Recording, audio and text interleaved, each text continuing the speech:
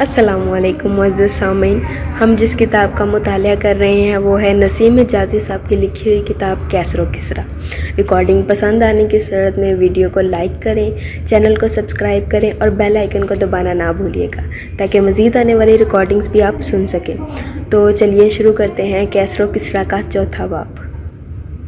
یروشلم سے آگے بنو کلب اور بنو غطفان کے تاجروں کے ہمراہ ایک طویل سفر کے بعد عاصم کا رستہ جدا ہو گیا، اور پھر ایک روز غروب آفتاب کے وقت وہ سنگلاخ چٹانوں اور ریت کے ٹیلوں کے درمیان ایک تنگ وادی سے گزر رہا تھا۔ صحرا کی ہوا بتدریج خنک ہو رہی تھی۔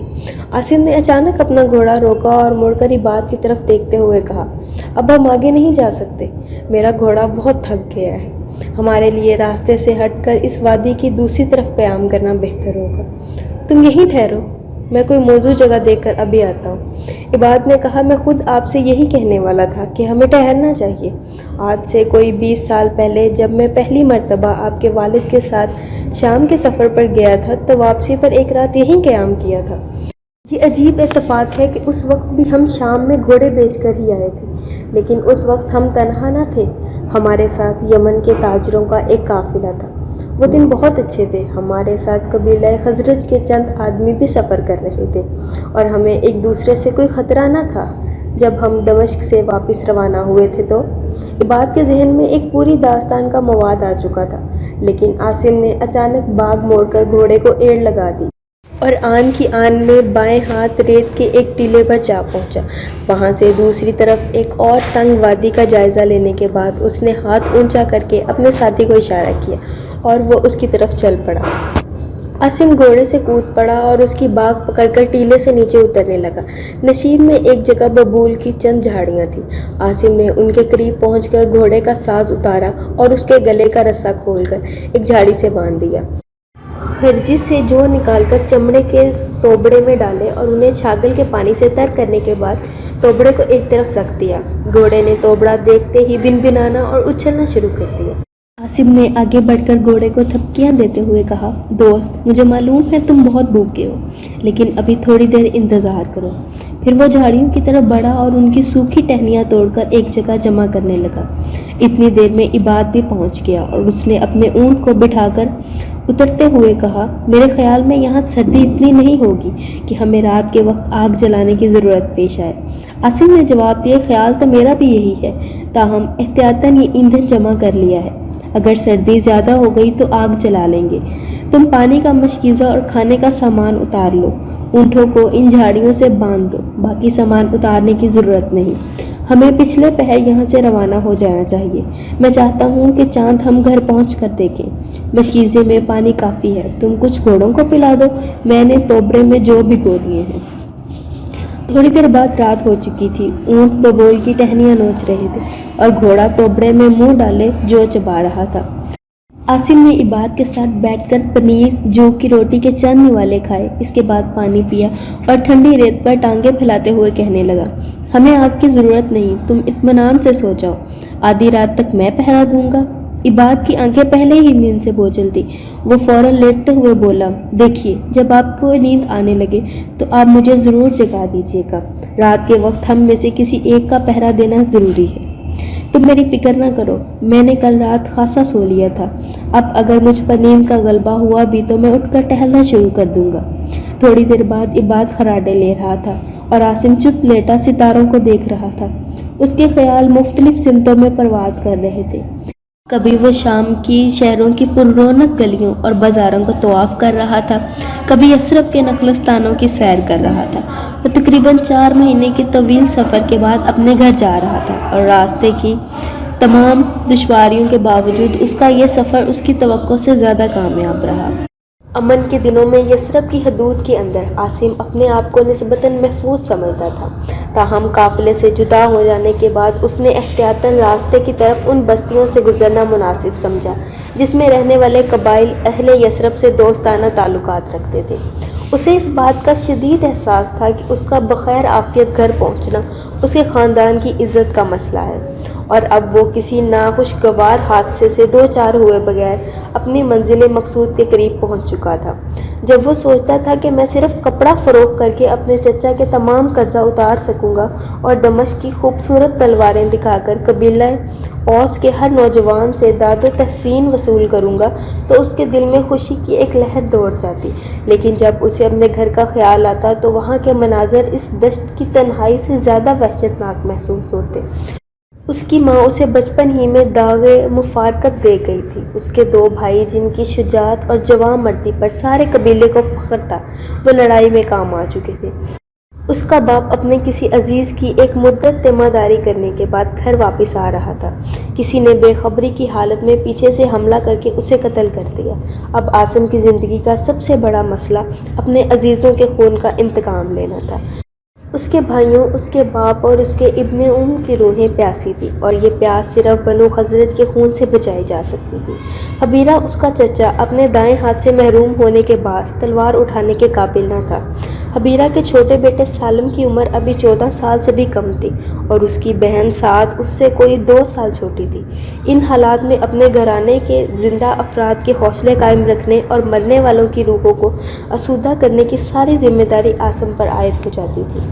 وہ فطرتاً ظالم یا خوفناک نہیں تھا، لیکن اس نے ایک ایسے ماحول میں آنکھ کھولی تھی جس میں خاندان یا قبائل پر جان دینا ایک نوجوان کا اولین فرض سمجھا جاتا تھا۔ اپنے معذور چچا اور اس کے کمسن بچوں کی بے بسی اس کے لیے ناقابل برداشت تھی۔ شام سے روانہ ہوتے وقت اس نے حبیرہ، سالم اور سعد سے یہ عہد کیا تھا کہ جب میں واپس آؤں گا تو تم لوگ فخر سے سر اٹھا کر یہ کہہ سکو گے کہ ہم اپنے دشمنوں سے انتقام لے چکے ہیں، اور شامون بھی ہمیں اپنا مقروض ہونے کا طعنہ نہیں دے سکے گا۔ آپ کو اس بات کا ملال نہیں ہونا چاہیے کہ ہمارے قبیلے کے سرکردہ لوگ لڑائی سے اکتا چکے ہیں۔ مجھے یقین ہے کہ میں ان کی غیرت کو زندہ کر سکوں گا۔ اور اب وہ صحرا کی ٹھنڈی ریت پر لیٹا یہ سوچ رہا تھا کہ یہ نئی تلواریں جو اس نے شام سے حاصل کی ہیں عنقریب ان نوجوانوں کے ہاتھوں میں ہوں گی جو قبیلے کے ایک ایک مقتول کا انتقام لینے کا عہد کریں گے۔ پھر کوئی عرب ہماری آئندہ نسلوں کو یہ طعنہ نہیں دے گا کہ تمہارے اسلاف اس قدر بے حمیت تھے وہ دشمن کے خون سے اپنے عزیزوں کی روحوں کی پیاس نہ بجھا سکے۔ لیکن اس کا انجام کیا ہوگا؟ کیا ہمارے انتقام لے چکنے کے بعد یہ جنگ ختم ہو جائے گی؟ نہیں، یہ جنگ ختم نہیں ہوگی۔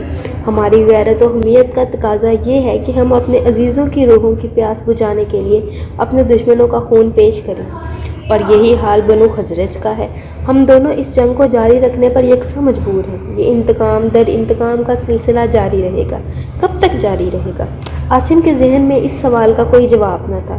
وہ ذہنی الجھاؤ کی حالت میں دیر تک بے حس و حرکت لیٹا رہا، پھر حال اور مستقبل کے تلخ حقائق سے نظر پھیر کر ماضی کے سپنوں میں پناہ لینے لگا۔ اسے بچپن کے وہ دن یاد آ رہے تھے جب اوس اور خزرج پرامن ہمسایوں کی طرح رہتے تھے۔ وہ خزرج کے بچوں کے ساتھ کھیلا کرتا تھا۔ اس زمانے میں یثرب کے نخلستان کس قدر خوبصورت معلوم ہوتے تھے۔ ان دونوں بستیوں میں کتنی چہل پہل ہوتی تھی۔ اپنے بچپن کے ساتھیوں کی شوخیوں اور شرارتوں کے تصور سے عاصم کے ہونٹوں پر مسکراہٹ کھیلنے لگی۔ صحرا کی ہوا اب خاصی سرد ہو چکی تھی۔ وہ آگ جلانے کے ارادے سے اٹھا۔ اچانک اسے دور سے کسی کی آواز سنائی دی، اور وہ چونک کر ادھر ادھر دیکھنے لگا۔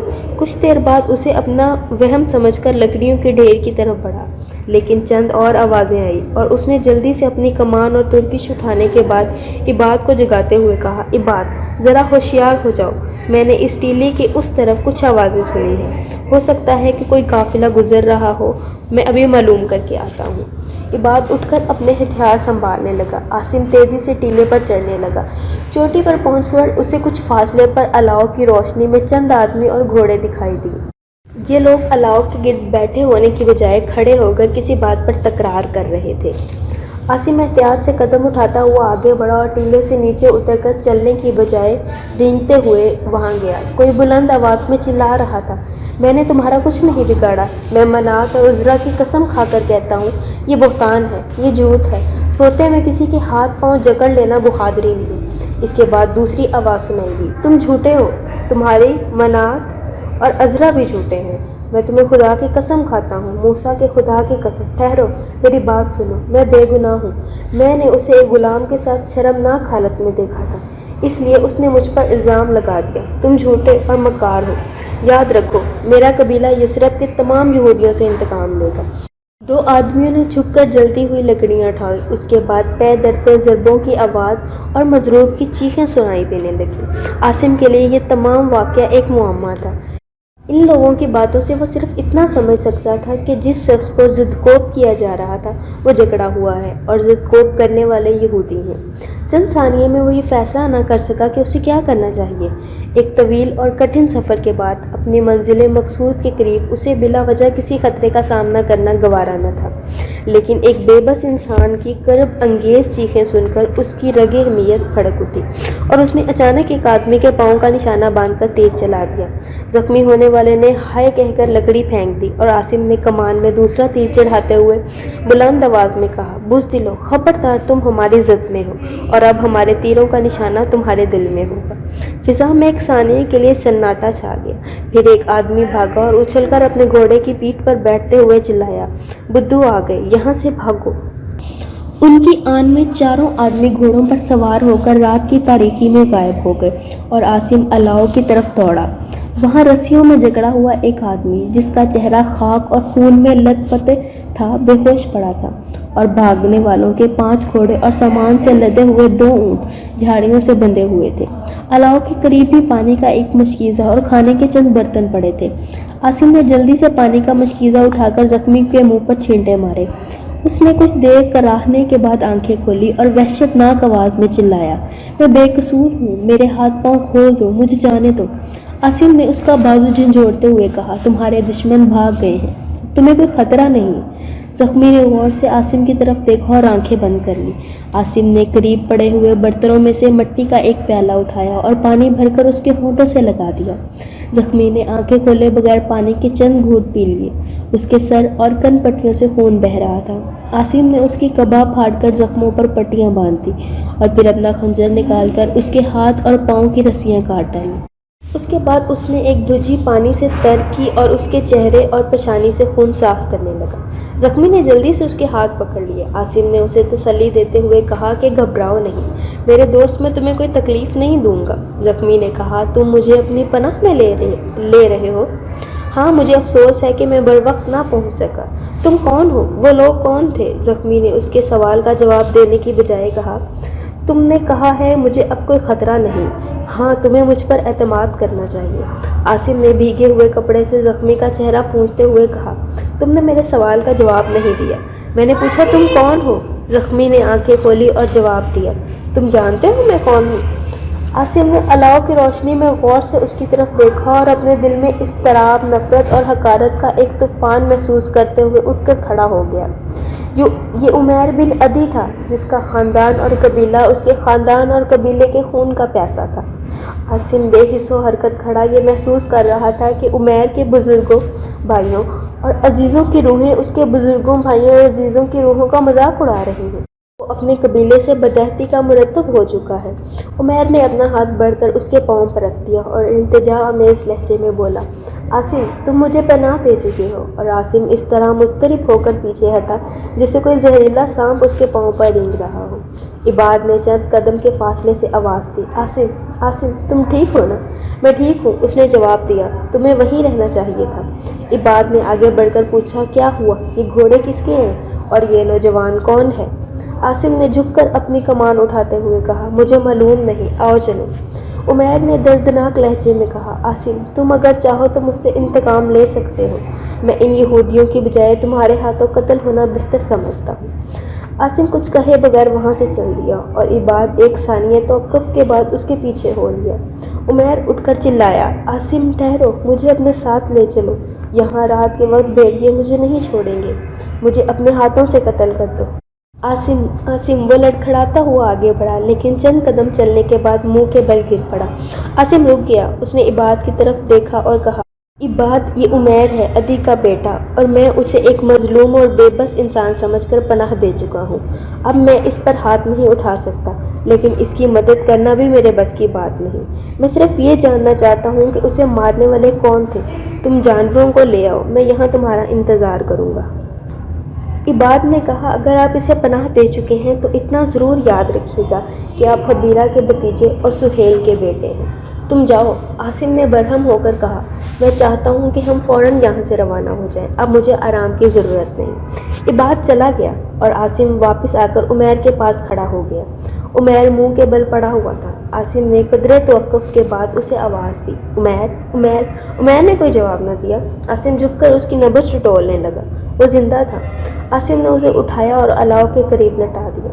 الاؤ میں جلنے والی لکڑیاں انگاروں میں تبدیل ہو رہی تھیں۔ عاصم نے ایک اونٹ کا پالان اتار کر انگاروں کے اوپر رکھ دیا۔ جب آگ کے شعلے بلند ہونے لگے تو عمیر کی طرف متوجہ ہوا۔ عمیر نے کراہتے ہوئے آنکھیں کھولی اور ادھر ادھر دیکھنے کے بعد اپنی نظریں عاصم کے چہرے پر گاڑ دیں اور نحیف آواز میں کہنے لگا، مجھے معلوم تھا تم مجھے اس بیچارگی کی حالت میں چھوڑ کر نہیں جاؤ گے۔ تمہیں یاد ہے ایک دفعہ تم نے شمعون کے سامنے کہا تھا کہ وہ دن دور نہیں جب بنو اوس اور بنو خزرج متحد ہو کر یہودیوں کے خلاف لڑیں گے۔ مجھے یقین ہے کہ اب وہ دن دور نہیں۔ عاصم نے رکھے انداز میں کہا، مجھے تم سے کوئی دلچسپی نہیں، میں صرف یہ جاننا چاہتا ہوں کہ تمہیں مارنے والے کون تھے۔ وہ خیبر کے یہودیوں میں سے شمعون کا کوئی رشتہ دار تھا اور باقی اس کے نوکر تھے۔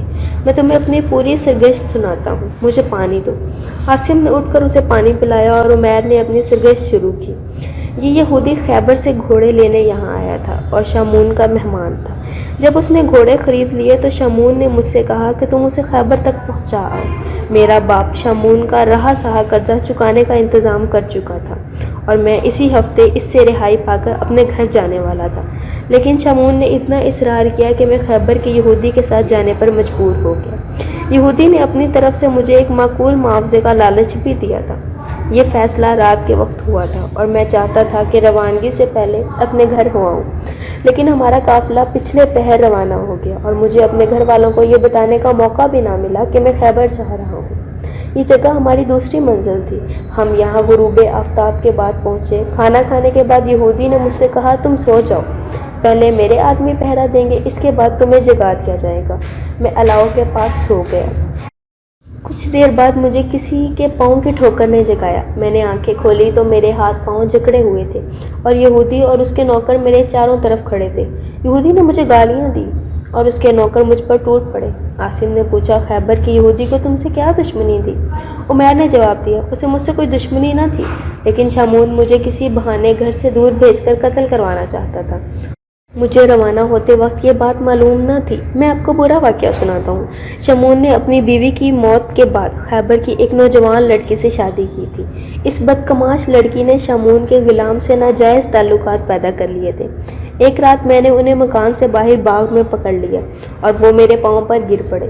مجھے اس عورت سے زیادہ غلام کی بے کسی پر رحم آ گیا۔ میں نے ان سے وعدے کیے کہ اگر آئندہ تم نے کوئی شرمناک حرکت کی تو میں تمہارا راز افشاں کر دوں گا۔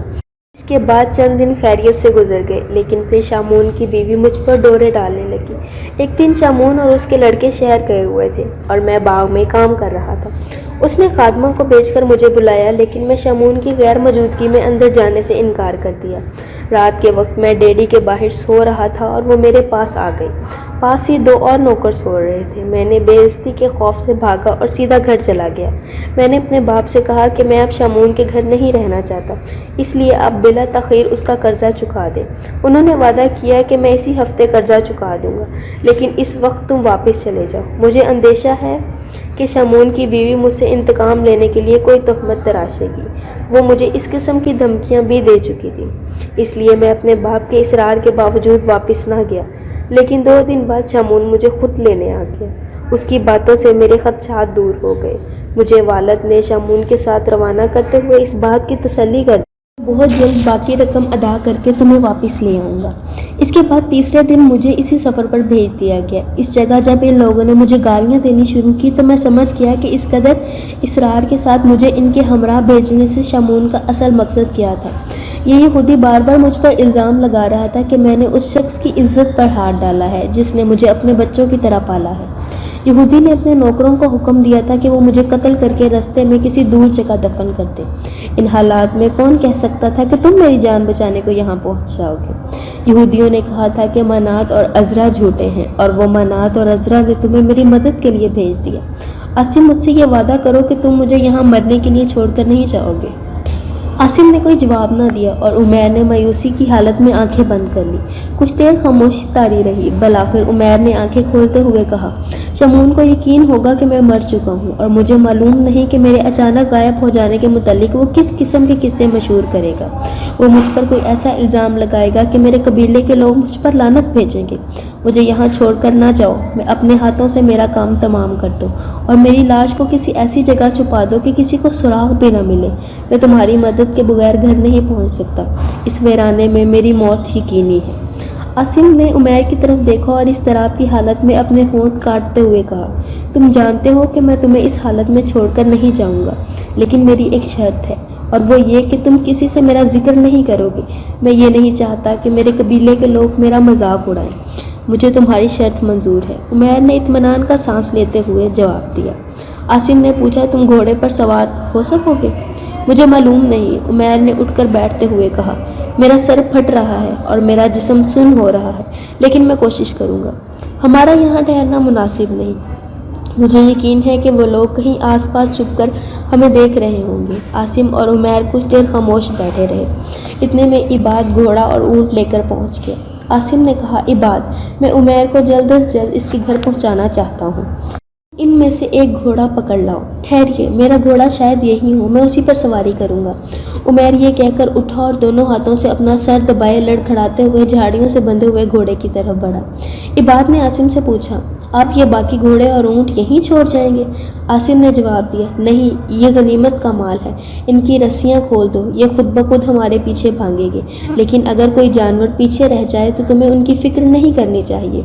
हमें सुबह तक एक मंजिल ज़रूर तय कर लेनी चाहिए। जब धूप तेज़ हो जाएगी तो हम किसी जगह चंद घड़ी सस्ता लेंगे। फिर अगर रास्ते में इसी की हालत ज़्यादा ख़राब ना हो गई तो हम कल रात घर पहुंच जाएंगे। आफ़ताब गुरूब हो चुका था और अदी के मकान के एक कशादा कमरे में चिराग जल रहा था। सुमैरा, एक नौ उम्र सेहतमंद और खूबसूरत लड़की, चिरागदान के करीब बैठी कपड़े सीने में मसरूफ़ थी। अदी का छोटा लड़का नुमान, जिसकी उम्र 15 साल के लगभग थी, उसके करीब दीवार से टेक लगाए बैठा था। अदी का दूसरा लड़का उत्बा कमरे में दाखिल हुआ और नुमान के करीब बैठते हुए बोला, सुमैरा, तुम 2 दिन से इसमें लगी हुई हो, ये कमीज़ कब ख़त्म होगी? सुमैरा ने जवाब दिया, मुझे वक्त ही कहाँ मिलता है, सारे दिन घर के काम में मसरूफ़ रहती हूँ। नुमान ने कहा, अखी, सुमैरा ने हमारी कमीज़ें कभी इतने शौक़ से नहीं सी, बस ख़त्म हो गई। सुमैरा ने जल्दी जल्दी चंद टांके लगाने के बाद दांतों से धागा तोड़ा और सुई पास ही एक ताकचे में रख दी। फिर उसने कमीज़ फैलाकर अपने भाइयों को दिखाते हुए कहा, क्यों, ठीक है ना? उत्बा ने अपने कशादा चेहरे पर एक शरारत आमेज तबस्सुम लाते हुए कहा, मुझे तो बिल्कुल पसंद नहीं, शायद उमैर को पसंद आ जाए। अब हमें खाना दो, भूख लगी है। नहीं, पहले मुझे ये कमीज़ पहनकर दिखाइए। उत्बा ने कहा, बहुत अच्छा, लेकिन अगर मुझे पसंद आ गई तो मैं उतारूंगा नहीं। सुमैरा ने बेचैन होकर कहा, जल्दी कीजिए, वो आने वाले हैं। नुमान ने कहा, अखी, अब्बा जान को बहुत देर हो गई है, हमें मालूम करना चाहिए, वो आ रहे होंगे। उत्बा ने कहते हुए अपनी कमीज़ के ऊपर नई कमीज़ पहन ली। नुमान ने कहा, अरे ये तो बहुत ढीली है। सुमैरा ने जवाब दिया, लेकिन उमैर के बिल्कुल ठीक आएगी, उस दिन वो आए थे तो मैंने उनका नाप ले लिया था। उत्बा ने कहा, सुमैरा, तुम उमैर का बहुत ख्याल रखती हो। सुमैरा ने बिगड़कर जवाब दिया, क्यों ना रखूं, क्या हमारे ख़ानदान पर उसके एहसानात सबसे ज़्यादा नहीं? उसने हमारी खातिर इतने साल एक जलील यहूदी की नौकरी में गुजार दिए। उत्बा ने कहा, अरे तुम तो खफा हो गई, मैंने ये कब कहा है कि ख़ानदान पर उसके एहसान नहीं है? बाहर किसी के कदमों की आहट सुनाई दी और सुमैरा ने मुस्तरिब होकर कहा, वो आ रहे हैं, आप जल्दी से कमीज़ उतार दें। उत्बा ने कमीज़ उतार कर उसे दे दी। अदी कमरे में दाखिल हुआ। सुमैरा ने कदरे बेचैन होकर पूछा, आप अकेले हैं, भाई को साथ क्यों नहीं लाए? अदी जवाब देने की बजाय निढाल होकर बैठ गया। वो सुमैरा और उसके भाई उसके तेवर देखकर समझ गए। चंद सानिये कमरे में खामोशी तारी रही। बलाखिर सुमैरा ने कहा, क्या हुआ, आप परेशान क्यों हैं? अदी ने घुटी हुई आवाज़ में कहा, मुझे उमैर से ये तवक्को न थी। उत्बा ने पूछा, अब्बाजान, उमैर ने क्या किया? क्या घर आने से इनकार कर दिया? अगर वो घर आने से इनकार कर देता तो मुझे इतनी तकलीफ़ ना होती, लेकिन उसने मुझे दुनिया के सामने जलील कर दिया। अब कोई यहूदी हमारा एतबार नहीं करेगा। सुमैरा ने कर्ब अंगेज़ लहजे में पूछा, अब्बाजान, बताइए तो सही, उसने क्या किया है? वो शमून के घर से 200 दिनार चोरी करके भाग गया है। उत्बा ने कहा, नहीं अब्बाजान, ये बात नाकाबिले यकीन है। عمیر چوری نہیں کر سکتا، اس کے بدترین دشمن بھی اسے چور ہونے کا الزام نہیں دیں گے۔ پھر وہ بھاگا کیوں؟ میں نے اتنی مصیبتوں سے شمعون کا قرضہ چکایا تھا، صرف 20 دینار باقی تھے اور وہ بھی آج میں لے کر گیا تھا۔ اب یکایک اس کے غائب ہو جانے سے شمعون کا ہر الزام صحیح سمجھا جائے گا۔ عتبہ نے کہا، ہمارے قبیلے کا کوئی آدمی اس الزام کو درست تسلیم نہیں کرے گا۔ عدی نے جواب دیا، ہمارے قبیلے کے آدمیوں کے تسلیم کرنے یا نہ کرنے سے کوئی فرق نہیں پڑتا۔ یثرب کے یہودی شمعون کی بات رد نہیں کریں گے، انہیں ہمارے خلاف بھڑکائے گا، اور اگر یہودیوں نے ہم سے لین دین بند کر دیا تو اس کی ساری ذمہ داری میرے خاندان پر ہوگی۔ عتبہ نے پوچھا، عمیر کب سے غائب ہے؟ اسے غائب ہوئے 3 دن ہو چکے ہیں۔ 3 دن؟ اور شمعون نے آپ کو آج اطلاع دی ہے؟ عدی نے جواب دیا، شمعون کہتا ہے کہ گھر میں نقدی کے صندوق کی کنجیاں اکثر اس کے پاس رہتی تھی۔ پرسوں اس نے مجھے کنجیاں واپس دیتے ہوئے کہا کہ اب میرا جی یہاں نہیں لگتا، تمہارے قرضے کی باقی رقم 2-4 دن کے اندر ادا ہونے والی ہے، اس لیے مجھے اجازت دیجیے۔ میں نے اسے روکنے کی کوشش کی، لیکن اس نے اس قدر اصرار کیا کہ میں اسے زبردستی روکنا مناسب نہ سمجھا۔ سمیرہ نے کہا، وہ یہودی یقیناً جھوٹ بولتا ہے۔ اگر عمیر نے اس کے گھر میں چوری کی ہوتی تو وہ اسی وقت بھاگا ہوا آپ کے پاس آتا۔ عدی نے جواب دیا، لیکن شمعون یہ کہتا ہے کہ چوری کے متعلق اسے ابھی معلوم ہوا۔ میرے وہاں پہنچنے سے تھوڑی دیر پہلے کوئی اس سے قرض مانگنے آیا تھا۔ اس نے نقدی کا صندوق کھولا تو معلوم ہوا کہ 200 دینار کی ایک تھیلی غائب ہے۔ عقبہ نے کہا، ابا جان، یہ سراسر جھوٹ ہے۔ عمیر کہا کرتا تھا کہ شمعون اپنے بیٹوں پر بھی اعتبار نہیں کرتا، یہ اس کی شرارت ہے۔ اگر میرے بھائی کو بھاگنا تھا تو اس نے ایک ہی تھیلی کیوں اٹھائی؟ پورا صندوق خالی کیوں نہیں کر دیا؟ پھر وہ گھر کے سوا کہاں جا سکتا تھا؟ عدی نے کہا، بیٹا، مجھے بھی یقین نہیں کہ عمیر ایسی حرکت کر سکتا ہے، لیکن ایک بات شمعون کے حق میں جاتی ہے، وہ یہ ہے کہ عمیر غائب ہے۔ وہ نہ شمعون کے گھر میں ہے اور نہ ہی یہاں آیا ہے۔ کوئی باشعور آدمی یہ نہیں مانے گا کہ وہ بلا وجہ کہیں بھاگ گیا ہے۔ جب تک اس کا پتہ نہیں چلتا ہم کسی سے آنکھ اٹھا کر بات نہیں کر سکتے۔ تم فوراً اس کی تلاش شروع کر دو۔ وادی میں اس کے جتنے دوستوں کو تم جانتے ہو ان کے پاس جاؤ۔ ممکن ہے کہ وہ شرم اور ندامت کی وجہ سے کسی کے گھر چھپا ہو۔ نعمان، تم بھی جاؤ۔